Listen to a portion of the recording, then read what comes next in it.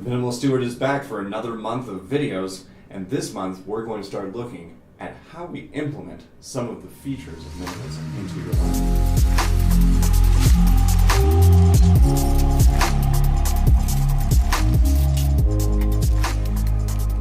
When we talked last month, all of the weeks, there was a lot of thinking, a lot of introspection that we were doing. Now, what we move into from there is our Tools Month. Now, the Tools Month is going to be how we do these things, and how we express those concepts and apply them to the real world, generalizing those ideas into our everyday life. When we're incorporating tools into our life for minimalism, it requires equilibrium, balance, or harmony, however you really want to phrase that. Now, when we talk about equilibrium, it's about how we manage the balance between everything in our life, and it's something we have to constantly maintain. Things will get old and wear out. Sometimes you will need new things. Sometimes you move and you'll need a new coat. Those are the things I'm talking about. You're going to have to maintain. Also, all of that annoying junk mail that everybody gets all the time. It has to go somewhere. You have to do something with it. And so it's a maintenance piece of how we manage those different things that come into our life as they flow in and out. To ease that process of dealing with your equilibrium, you can find out what it is that brings importance to your life through your environment and then the people that are there. As you see behind me, what we're shooting right now, if those of you who follow the Instagram have seen, this is actually my bedroom. And it's actually just an intentional room. Right now, it's our recording studio. Eventually, later on tonight, it will be my bedroom. And during the day, it's usually, when I'm not recording, it's someplace that I can come and reflect, and I can do meditation and those kinds of things. And so this room can only be really one thing at a time, and it keeps me really intentional. And I utilize my environment and shape my minimalism from there to make it easier for me to live an intentional life. And so it's important for you to also reference how you interact with your environment and make sure that's someplace that is a balanced, harmonious place for you too.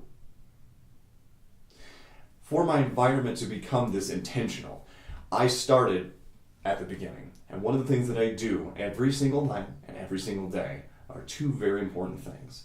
The first thing I do is at night, I spend 30 minutes reviewing what I'm going to need to do tomorrow, what clothes I'm going to need, what the weather's going to look like, those kinds of things, to begin to plan the morning for myself so it eases that transition from waking up to functioning, and that's a rough time for a lot of people.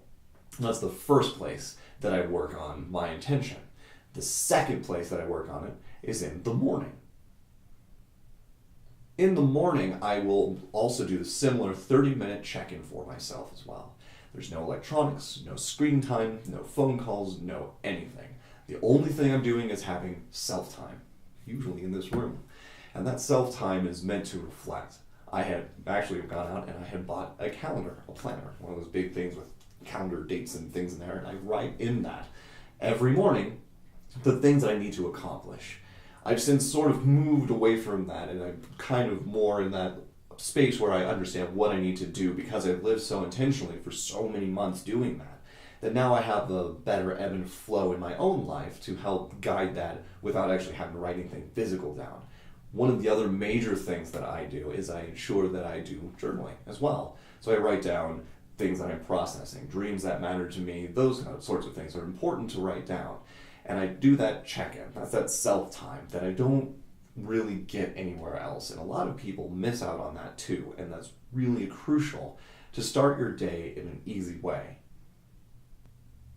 Starting my day with journaling, with having that self-time, and spending that 30 minutes away from electronics helps ground and help me wade gently into the world. And so we have an assignment now, and it's our first assignment on this channel. So the very first assignment I want you to do is to find that 30 minutes in the morning for that self-check-in time. Shut everything off. When you wake up, wake into it gently. And then it will lower your stress level and make sure you plan your night and your day beforehand. So that way it's easier for you to transition to the waking world in a gentle way and reduces so much of your stress and frees up your mind to be able to address other aspects of your life instead of worrying about where your pants are, where your keys are, did I make lunch, and then that just has a whole series of other effects. If you don't make lunch in the evening and you don't have it ready in the morning, you're most likely going to go out and eat some terrible fast food, because Taco Bell is so great. And McDonald's is wonderful, and it's so accessible that it becomes really easy just to skip over that part. And it's one of the most crucial parts of living with that intention. So find your 30 minutes. Find your time to have a glass of water, watch the sun, listen to a bird, and find that pausing moment for yourself. I'm really looking forward to having you enjoy this kind of tasks, as I've enjoyed it for myself as well. Stay curious, guys. Thanks for watching. We'll see you next week.